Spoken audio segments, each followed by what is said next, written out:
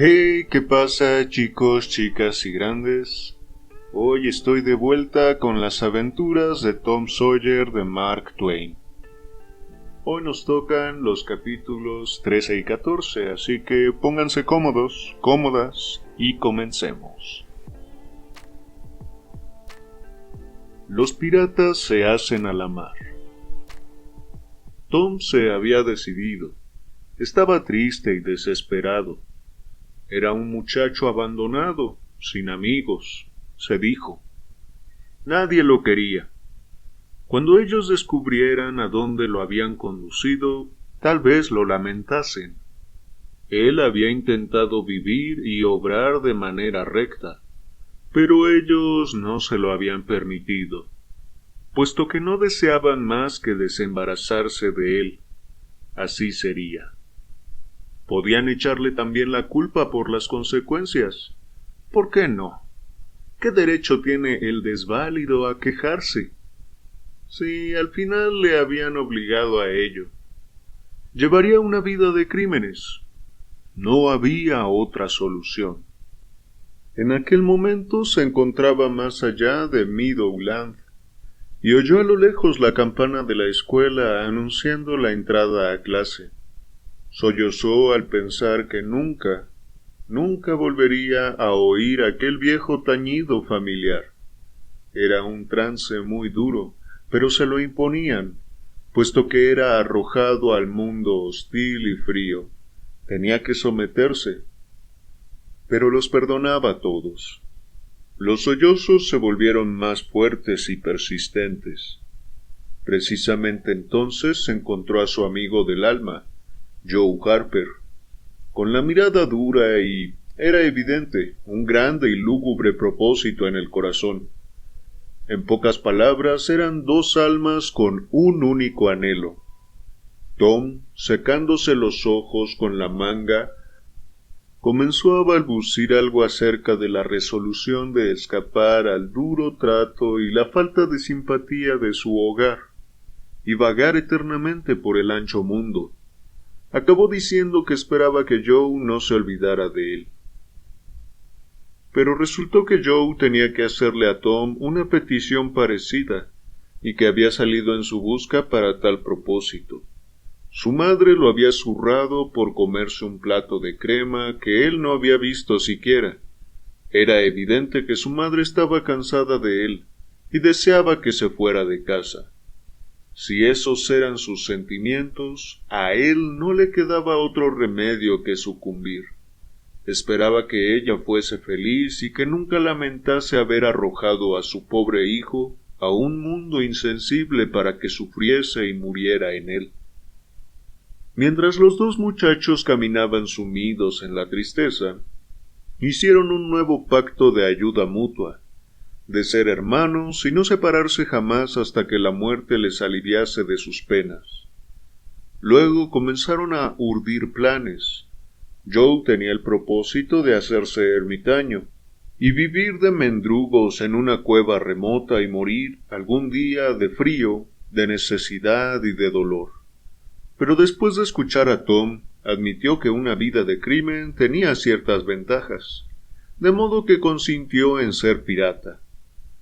3 millas más abajo de San Petersburgo, en un punto en el que el río Mississippi tenía un poco más de 1 milla de ancho, había una isla alargada, estrecha y poblada de árboles, con un banco de arena en un extremo que resultaba un lugar ideal para reunirse. No estaba habitada, se extendía ampliamente hacia la orilla más lejana, al nivel de un bosque espeso y despoblado casi por completo. Eligieron la isla de Jackson, como se llamaba, sin vacilaciones. En lo que no pensaron los muchachos fue en quiénes serían las víctimas de sus piraterías. Luego fueron a buscar a Huckleberry Finn, el cual se les unió sin discutir, pues todas las profesiones le daban lo mismo. No tenía preferencia por ninguna. Al cabo de poco se separaron, quedando en encontrarse en un solitario lugar de la orilla del río. 2 millas más abajo del pueblo, a su hora favorita, medianoche. En aquel paraje había una pequeña balsa de troncos que se proponían capturar. Cada uno de los muchachos debía traer anzuelos y cordeles y todas las provisiones que pudieran hurtar del modo más lóbrego y misterioso, según corresponde a un proscrito.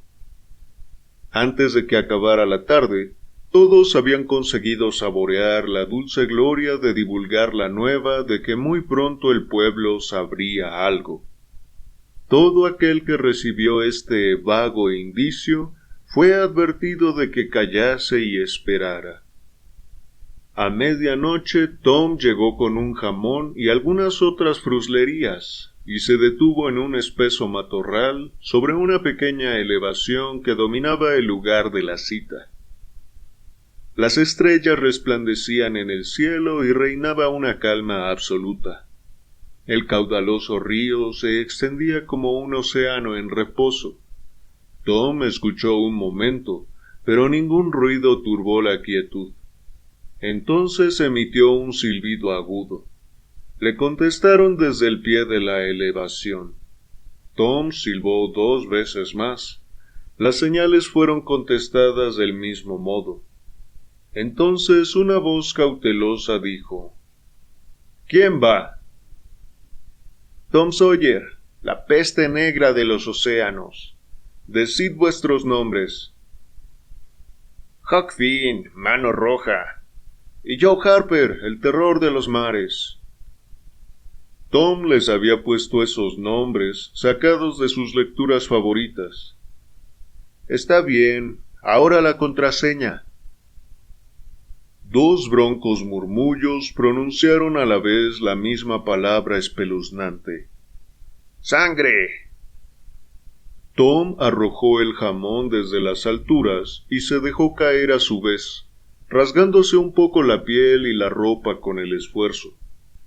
Había un sendero fácil y cómodo que bordeaba la playa, al pie de la elevación, pero no poseía las ventajas de dificultad y peligro tan estimadas por un pirata. El terror de los mares había traído un lomo de cerdo, y casi había echado los bofes al transportarlo. Finn, mano roja, había robado una cazuela y cierta cantidad de hojas de tabaco a medio preparar, y había traído también algunas mazorcas de maíz para fabricar pipas. Pero ninguno de los piratas fumaba o mascaba tabaco aparte de él. La peste negra de los océanos dijo que no se podía comenzar sin encender un fuego. Era una idea acertada. Las cerillas apenas eran conocidas en aquellos tiempos. Vieron un fuego que humeaba en una gran balsa a unas 100 yardas de distancia, y se dirigieron allí furtivamente y se apoderaron de un tizón. Convirtieron aquella empresa en una formidable aventura, diciendo «shh» a cada instante y deteniéndose de repente con un dedo en los labios, empuñando dagas imaginarias y ordenando con lóbregos murmullos que si el enemigo chistaba, había que hundirle el puñal hasta el mango, porque los muertos no hablan. Sabían perfectamente que todos los hombres de la balsa estaban en el pueblo, rondando las tiendas o corriéndose una juerga. Pero ello no era excusa para no ejecutar la hazaña a la manera pirata. Se alejaron poco después, Tom al mando de la nave, Huck en el remo posterior y Joe en el delantero. Tom estaba de pie en medio de la embarcación con el ceño fruncido y los brazos cruzados, y daba órdenes en un tono bajo y severo. «Forzad, ceñid la nave al viento». «Bien, señor». «Firme, firme». «Ya está, señor». «Soltadla un poco». «Hecho, señor». Como los muchachos conducían la balsa de manera firme y monótona hacia el centro del río, no cabía duda de que Tom daba las órdenes solo para crear ambiente, y que no pretendían significar nada especial. «¿Qué velas lleva?» las mayores cofas y foques, señor. Izad los juanetes, y 6 de vosotros arriba, allí, a la cofa, de trinquete, deprisa. Bien, señor. Soltad los rizos al juanete del palo mayor, escotas y brazas. Arriba, muchachos. Enseguida, señor. A sotavento, todo babor, listos para el encuentro. Puerto, puerto. Adelante, compañeros. ¡Ánimo! ¡Firme! ¡Firme, señor! La balsa se hallaba en el centro del río. Los muchachos dejaron que la arrastrara la corriente, sirviéndose únicamente de los remos para mantener la dirección. El río no estaba crecido, de modo que no había más de 2 o 3 millas de corriente. Apenas pronunciaron una palabra durante los 3/4 de hora siguientes. La balsa pasaba ante el pueblo. 2 o 3 luces inciertas indicaban el lugar en que estaba pacíficamente dormido, más allá del ancho río, que hacían resplandecer las estrellas, inconsciente de la empresa tremenda que se llevaba a cabo. La peste negra seguía con los brazos cruzados, dirigiendo la postrera mirada al escenario de sus primeros gozos y sus últimos pesares, y deseando que ella pudiera verle en medio del mar turbulento, enfrentándose con el peligro y la muerte con intrépido corazón, yendo hacia su destino con una torva sonrisa en los labios. Poco su imaginación tuvo que esforzarse para trasladar la isla de Jackson a parajes más alejados del pueblo, de modo que dirigió su postrera mirada con el corazón desgarrado y satisfecho. Los demás piratas miraban también por última vez, y se pasaron tanto tiempo mirando que casi dejaron que la corriente los alejase de la isla. Descubrieron el peligro a tiempo y maniobraron para impedirlo. Casi a las 2 de la madrugada, la balsa tocó tierra en el banco, 200 yardas más arriba del extremo de la isla, y los chicos lo vadearon varias veces hasta que hubieron desembarcado su cargamento. Entre lo poco que pertenecía a la balsa, había una vela vieja que extendieron en un rincón escondido entre los matorrales, formando una especie de tienda para cubrir las provisiones.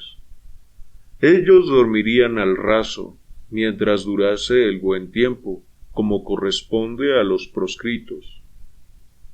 Encendieron un fuego junto a un enorme tronco, en las sombrías profundidades del bosque, y luego frieron un pedazo de bacon en el sartén para cenar, y consumieron la mitad de una torta de maíz que habían traído.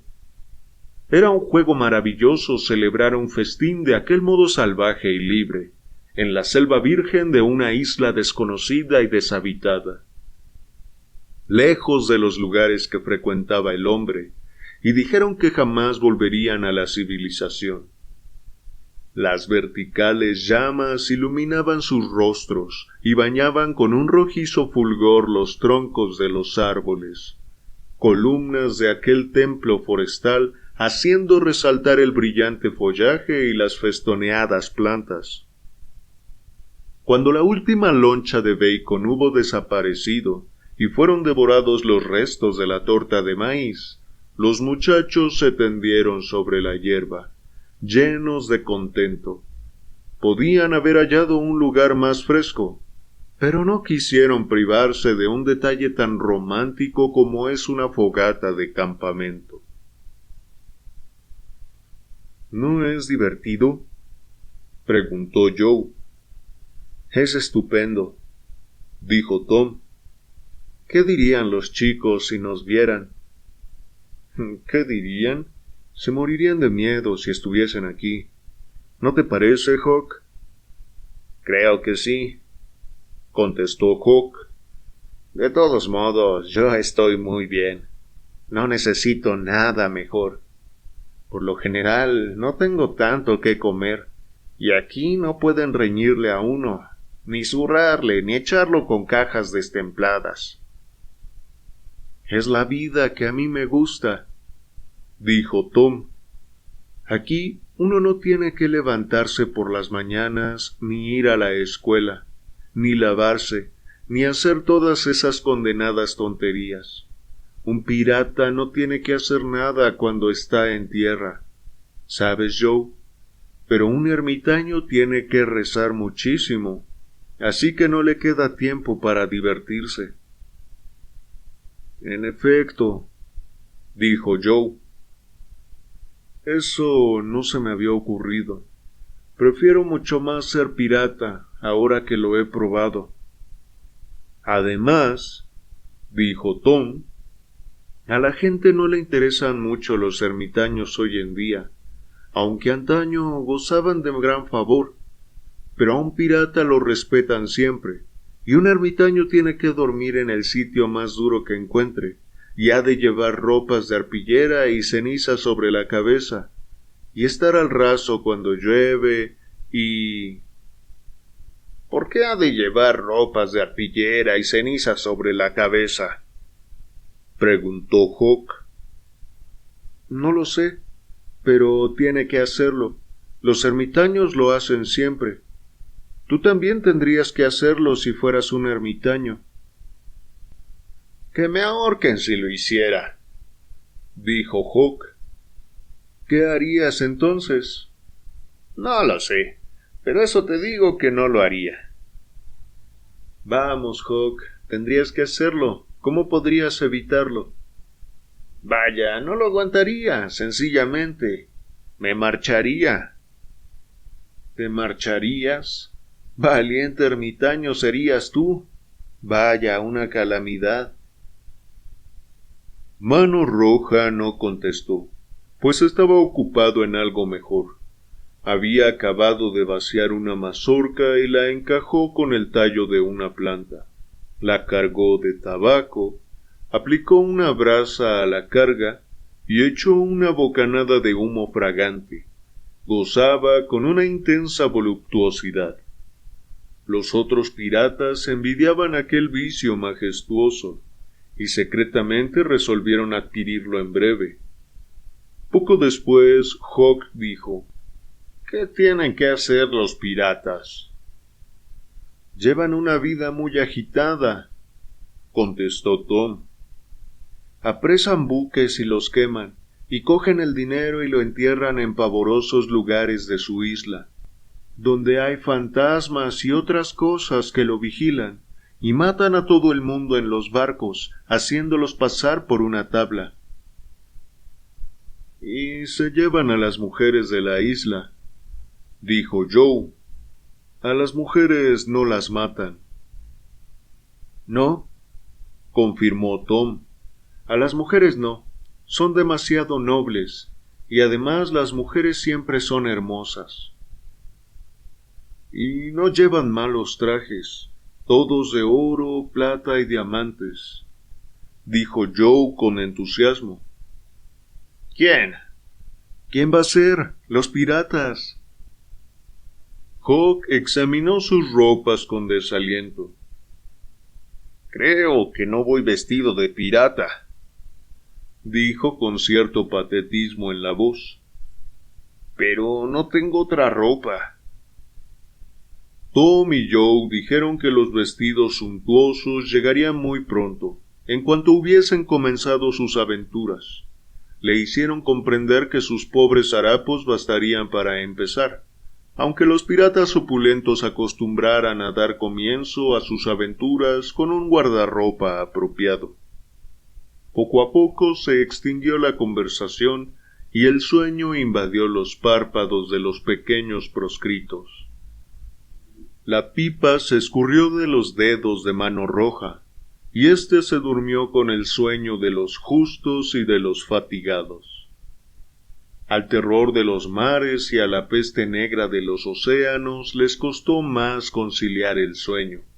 Dijeron las plegarias para sus adentros, echados en el suelo, pues allí no había nadie con autoridad para obligarlos a que se arrodillaran.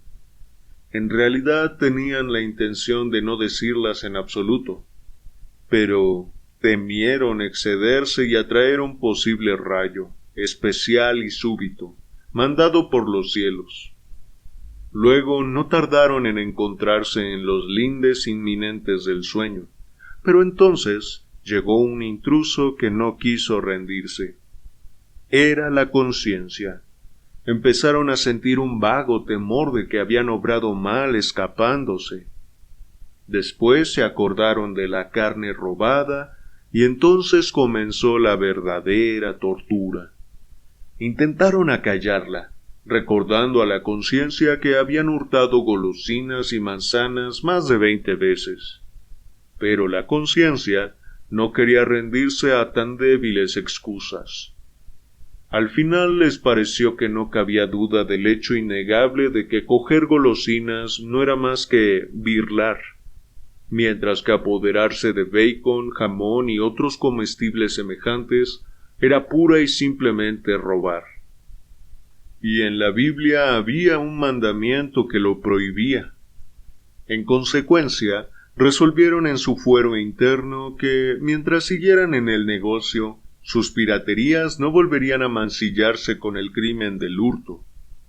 La conciencia concedió una tregua, y aquellos piratas de curiosa inconsistencia se sumieron en un plácido sueño.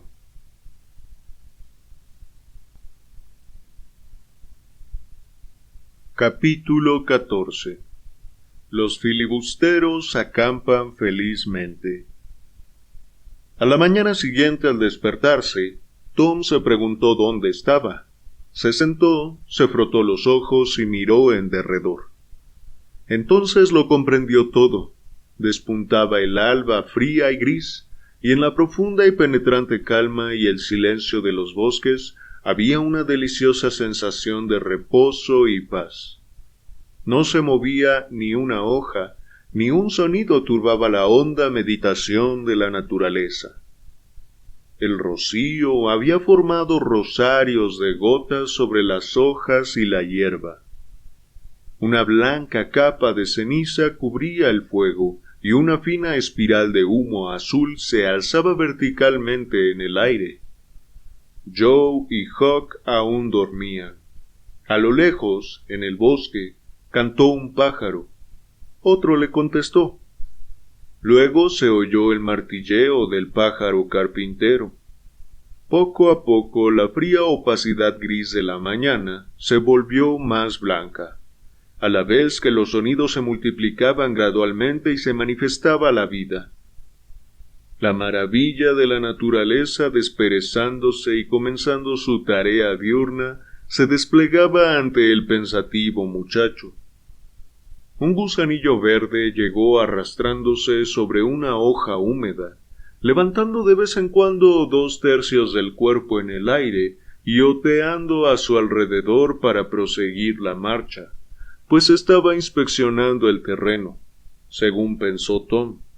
Y cuando el gusano se le acercó voluntariamente, Tom se quedó inmóvil como una piedra, mientras sus esperanzas revivían y morían según se le aproximaba el bichito, o pareciese inclinado a ir a otra parte. Y cuando por último caviló durante un penoso momento con su encorvado cuerpecillo en el aire, y entonces se puso a trepar con decisión por la pierna del muchacho, y comenzó un viaje por encima de él, el corazón de Tom se alegró, pues aquello significaba que sin duda tendría un traje nuevo, un deslumbrante uniforme de pirata. Luego apareció una procesión de hormigas procedentes de ninguna parte, y emprendieron sus tareas. Una de ellas luchaba vigorosamente con una araña muerta entre los brazos, que era 5 veces mayor que ella, acarreándola sin desviarse, a lo largo de un tronco. Una mariquita con motas pardas escaló la impresionante cumbre de un tallo de hierba, y Tom se inclinó junto a ella y dijo: «Mariquita, mariquita, vuela pronto a tu casita, que está ardiendo y tus hijitos se encuentran allí solitos». y ella emprendió el vuelo y fue a ver lo que ocurría, lo cual no sorprendió al muchacho, pues ya sabía que aquel insecto era muy crédulo en lo referente a incendios, y más de una vez había puesto a prueba su simplicidad. Luego apareció un escarabajo pelotero, empujando obstinadamente su pelota, y Tom tocó la bestezuela para ver cómo encogía las patas contra su cuerpo y fingía estar muerta. Los pájaros promovían a la sazón un regular alboroto. Un tordo, el pájaro burlón del norte, se posó en una rama, encima de la cabeza de Tom, y gorjeó imitando a sus vecinos en un rapto de gozo. Luego una chillona corneja descendió como una llamarada azul y se detuvo sobre una rama casi al alcance del muchacho. Ladeó la cabeza y contempló a los forasteros con ardiente curiosidad. Una ardilla gris y un rollizo espécimen de clase raposina pasaron a escondidas, sentándose a intervalos para inspeccionar y charlar con los muchachos, ya que probablemente algunos seres silvestres jamás habían visto un ser humano, y apenas sabían si asustarse o no. Toda la naturaleza ya estaba despierta y en movimiento. El sol perforaba con sus dardos de luz el denso follaje, y un enjambre de mariposas revoloteaba jubilosamente. Tom despertó a los otros piratas y se alejaron dando voces. 1 o 2 minutos después se habían desnudado y se perseguían y se empujaban unos a otros en el agua límpida y poco profunda del blanco banco de arena. No echaban en falta el pueblecillo dormido en la distancia, más allá de aquel majestuoso derroche de agua. Una corriente vagabunda o una leve crecida del río se había llevado la balsa, pero se alegraron, ya que su desaparición era como quemar el puente que los unía con la civilización. Volvieron al campamento maravillosamente refrescados, alegres y famélicos. El fuego no tardó en llamear de nuevo. Hawk encontró un manantial de agua cristalina y fresca, y los muchachos hicieron vasos con hojas de roble y nogal americano, y les pareció que el agua, endulzada con el silvestre hechizo de los bosques, era un sucedáneo bastante aceptable del café. Mientras Joe cortaba las lonchas de bacon para el desayuno, Tom y Hawk le dijeron que aguardase un minuto. Se dirigieron a un rinconcillo prometedor de la ribera y arrojaron sus anzuelos. Encontraron la recompensa casi enseguida. Joe aún no había tenido tiempo de impacientarse cuando los otros dos ya estaban de vuelta con algunos hermosos róbalos, un par de percas y un pequeño barbo, víveres suficientes para toda una familia. Frieron el pescado con el bacon y se quedaron asombrados, pues en su vida habían encontrado el pescado tan delicioso. No sabían que el pescado de agua dulce es más sabroso cuanto antes se pone al fuego después de pescarlo, ni habían reflexionado demasiado sobre el formidable aperitivo que significaba al dormir al raso, el ejercicio al aire libre y el baño. Después del desayuno se echaron a la sombra mientras Hawk fumaba. Luego emprendieron una expedición de reconocimiento por los bosques. Caminaron alegremente por encima de troncos pútridos, a través de embrollados matorrales, entre solemnes monarcas forestales, cubiertos desde la copa hasta el suelo de las colgantes insignias reales que formaban las plantas trepadoras. De vez en cuando se encontraban amables rincones tapizados de hierba y enjollados de flores. Hallaron muchas cosas con que deleitarse, pero nada que les asombrara. Descubrieron que esa isla tenía unas 3 millas de largo y 1/4 de milla de ancho, y que sólo estaba separada de la ribera más próxima por un estrecho canal que apenas tendría 200 yardas de anchura. Se bañaron casi cada hora, de modo que ya era cerca de media tarde cuando regresaron al campamento.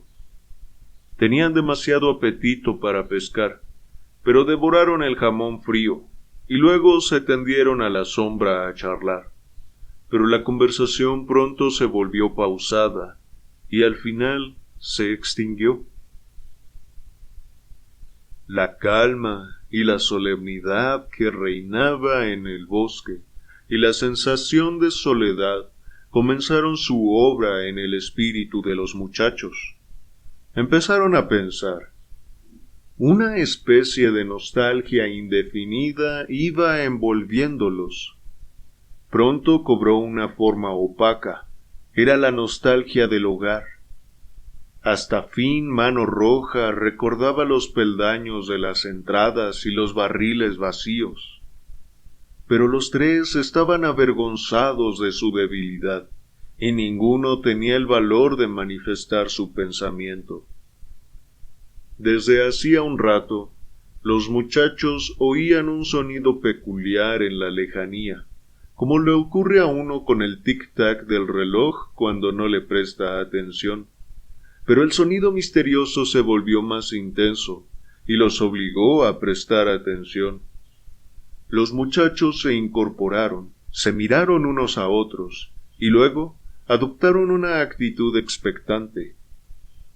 Reinó un largo silencio, profundo e ininterrumpido. Después, una detonación profunda y opaca llegó flotando desde la distancia. —¿Qué es eso? —exclamó Joe sin voz apenas. —¿Y yo qué sé? —dijo Tom en un susurro. —Es un trueno —dijo Huckleberry en tono asustado—, porque el trueno... —¡Atención! —dijo Tom. —Escuchen, no hablen. Esperaron un rato que les pareció un siglo, y luego el mismo sordo fragor turbó la solemne quietud. —Vamos a ver qué es. Se levantaron de un salto y corrieron hacia la ribera más próxima al pueblo. Apartaron los matorrales de la orilla y atisbaron en dirección al agua. El pequeño barco de vapor estaba a 1 milla del pueblo, dejándose arrastrar por la corriente. Su ancha cubierta parecía repleta de gente. Había un gran número de botes llevados a remo o flotando con la corriente en las cercanías del vapor, pero los muchachos no pudieron determinar qué hacían los hombres que los ocupaban. Poco después, un gran chorro de humo blanco surgió a un costado del vapor, y mientras se expandía y se levantaba en una perezosa nube, la misma detonación opaca llegó de nuevo a oídos de los muchachos. —¡Ya lo sé! —exclamó Tom. —Alguien que se habrá ahogado. —Es verdad —dijo Huck—. Es lo que hicieron el verano pasado cuando se ahogó Bill Turner. Disparan cañonazos sobre el agua, y eso atrae el cuerpo a la superficie. Sí, cogen hogazas de pan con azogue dentro, y las echan al agua, y donde hay algún ahogado, allí va la hogaza y se para. —Sí, he oído hablar de eso —dijo Joe—. No sé cómo el pan puede hacer una cosa así. —No es el pan ni mucho menos —dijo Tom—. Calculo que será sobre todo lo que dicen sobre él cuando lo echan al agua. —Pero si no dicen nada sobre él —dijo Huck—. Lo he visto y no dicen nada. —Pues es muy curioso —dijo Tom—, pero tal vez lo digan para sus adentros. Claro que sí, eso lo sabe cualquiera. Los otros estuvieron de acuerdo con lo que Tom decía, porque no se podía esperar que un ignorante pedazo de pan, sin ser instruido por un hechizo, obrase con mucha inteligencia al ser enviado en misión de tal gravedad. Diantre, ¿cómo me gustaría estar allí ahora?, dijo Joe. Y a mí, dijo Hawk, daría no sé qué por saber quién es. Continuaron escuchando y observando. A Tom se le ocurrió un pensamiento revelador y exclamó: «Chicos, ya sé quién se ha ahogado. Nosotros», exclamó. Al instante se sintieron héroes. ¡Qué triunfo tan esplendoroso! Los echaban de menos, los lloraban. Había corazones destrozados por su causa.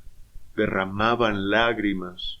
Había conciencias en las que surgían recuerdos acusadores de crueldades con los pobres muchachos perdidos, que se entregaban a remordimientos vanos. Y lo mejor de todo era que los desaparecidos eran motivo de charla en todo el pueblo, y la envidia de todos los muchachos en lo que se refiere a deslumbrante notoriedad. Era estupendo. A fin de cuentas valía la pena ser pirata. Al anochecer el vapor volvió a sus tareas acostumbradas y los botes desaparecieron. Los piratas regresaron al campamento. La vanidad de su nueva grandeza y la insigne confusión que estaban causando los llenaba de júbilo. Pescaron algunos peces, los guisaron y comieron, y luego se pusieron a conjeturar qué pensaba y decía de ellos el pueblo, y los cuadros que imaginaban de la consternación pública motivada por ellos eran muy gratos de contemplar desde su punto de vista. Pero cuando los envolvieron las sombras de la noche, fueron dejando de hablar y se quedaron sentados, con la mirada en el fuego y el pensamiento vagando por otra parte. La exaltación había desaparecido, y Tom y Joe no podían apartar el pensamiento de ciertas personas de su casa que no gozaban lo mismo que ellos en aquella travesura. Llegaron los recelos. Poco a poco se sintieron turbados e infelices. Exhalaron inadvertidamente un suspiro o dos.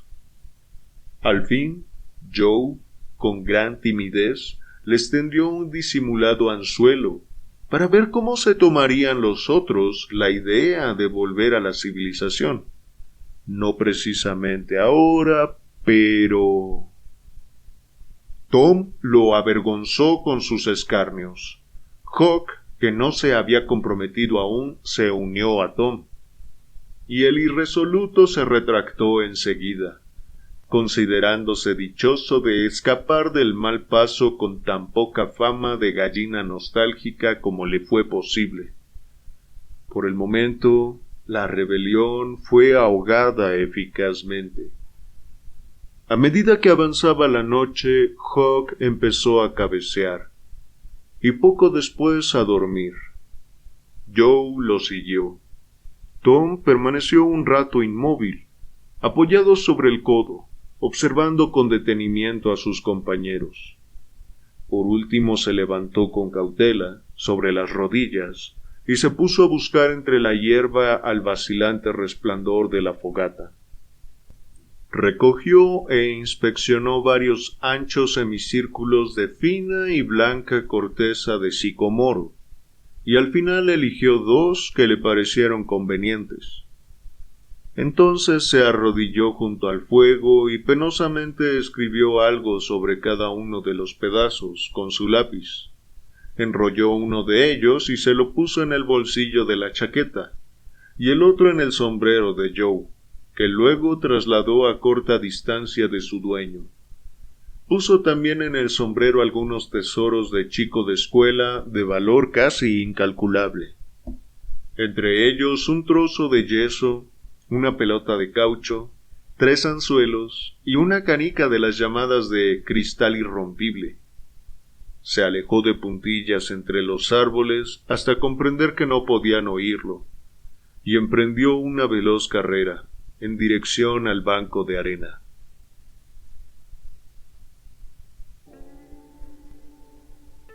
Bueno, chicos y chicas, espero que hayan disfrutado estos 2 capítulos. Si fue así, dejen un like, suscríbanse al canal, dejen algún comentario.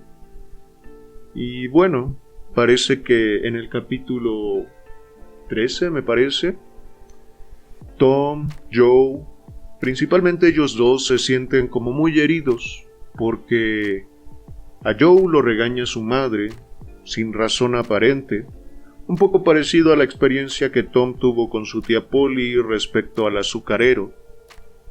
La madre de Joe lo acusa de que se ha comido una tarta o algo parecido, cosa que él no hizo. Él interpreta que es obvio que su madre no lo quiere más en casa y que por eso inventa cosas para regañarlo y echarlo de ahí. Tom, por su parte, como lo habíamos leído en los anteriores capítulos, también se siente herido, un poco por este remordimiento de conciencia de lo que vio hacer al indio Joe, por no decir nada en defensa de Muff Potter, además del impacto de presenciar un asesinato. Pero parece que para él también es mucho más prioritario y doloroso el asunto con Becky. Él está muy preocupado de que ella vuelva a la escuela y cuando ella lo hace lo rechaza. Le dice que es un presumido, que es un alzado, que se la pasa exhibiéndose. Cosa esta última que, pues no es mentira. En realidad él quiere ser notado por Becky.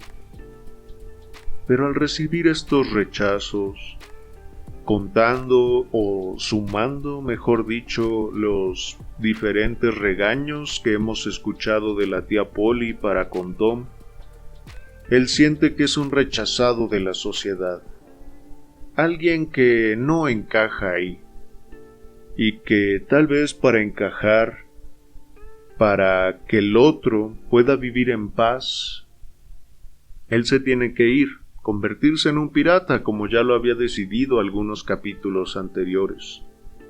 En el camino se encuentra con Joe, quien trae una especie de plan parecido. Él quería ser ermitaño, pero Tom le explica su plan y al final convienen en que ambos se convertirán en piratas. Pero ya que están en esas, ¿por qué no llamar a Huckleberry, que también es alguien poco aceptado en la sociedad? Así que los tres toman esta balsa y se van a la isla Jackson, si no recuerdo mal. Esta pequeña isla que estaba a unas cuantas millas yendo a la orilla del río Mississippi. Cada uno se va con su propia herida en el corazón y sin dolo hacia los demás, o sin aparente dolo, porque todos traen este discurso de que los otros deben vivir felices, mientras ellos buscarán su propia felicidad dedicándose a la piratería. Aún no tienen ni ropa de pirata, ni una tripulación, ni un barco decente, pero dormir bajo las estrellas, comer algo que puedan pescar o robar, ya que son piratas, para ellos fue un deleite. Por algunos momentos Tom y Joe no podían dormir, a diferencia de Huck. Se sentían un poco arrepentidos. La conciencia les estaba haciendo algunos estragos por los pensamientos antes de dormir. Querían convencer a la conciencia de que robar ese jamón y otras cosas no era gran cosa, ya que antes habían robado golosinas. Sin embargo, algo dentro de sí mismos les decía que era diferente esta vez. Al final se prometieron que no lo iban a volver a hacer y solo así lograron conciliar el sueño.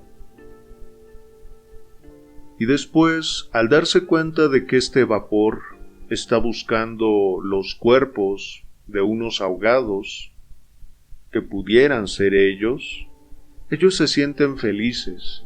Un poco de esa herida empieza a cicatrizar o empieza a borrarse porque se dan cuenta de que son buscados.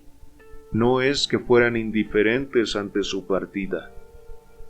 Los buscan y eso sin darse cuenta los pone felices. Joe es el primero en reconocer o en tratar de explorar qué piensan los otros sobre volver algún día al pueblo. Tom lo censura inmediatamente. Sin embargo, lo curioso es que al dormirse los otros dos, Tom le deja una especie de nota a Joe y se va. No sabemos hacia dónde va, pero me pregunto yo si regresará a casa de la tía Polly, si regresará al pueblo de alguna manera. ¿Ustedes qué piensan? Bueno, amigos, hasta aquí voy a dejar este pequeño resumen. En realidad no creo que haya más allá de esto. Quizás como opinión o reflexión podríamos tomar esta actitud que tomaron estos chicos. Es posible que de niños a veces nos lleguemos a sentir como rechazados, porque no somos conscientes de lo que hacemos. Probablemente muchas veces los adultos, como los padres, los maestros, esperan que uno como niño haga las cosas bien, ¿no? Sea lo que sea que signifique eso para los adultos o las autoridades. Pero que nos portemos bien, que hagamos tarea, que no hagamos travesuras y demás. Y a veces el niño no siente como algo malo el hacer travesuras, simplemente se están divirtiendo, cosa que me parece muy válida. Creo que a veces los adultos no entienden eso, que incluso a veces pierden la paciencia y ponen algunos motes como que los niños son malos, que tienen malas intenciones. Pero hay una gran diferencia entre ser inquietos y ser niños, entre comillas, malos, ¿no? Ya que esa palabra es muy subjetiva. Pero para los niños termina siendo algo muy objetivo y real. Y esto es lo que hace que Tom, Joe y Hawk de alguna manera se aparten de sus padres, que se aparten del pueblo. Entienden que los padres no los quieren cerca, o que los demás niños no los quieren cerca. Quizás es una especie de punto sobre el cual podemos reflexionar y ponernos en los zapatos de los pequeños, de los niños y niñas, que a veces se aíslan, que a veces no hablan, niños y niñas que a veces se enojan mucho. Quizás vale la pena explorar qué pasa con ellos, jugar con ellos. Obviamente no se podrá tener una conversación muy lógica y no se podrá razonar, pero creo que eso tiene que ver más con las emociones que con la razón. En fin, hasta aquí voy a dejar esta pequeña reflexión, si les sirve de algo, y esperen pronto los siguientes capítulos. Yo soy Roberto y ha sido un placer leerles. Nos vemos.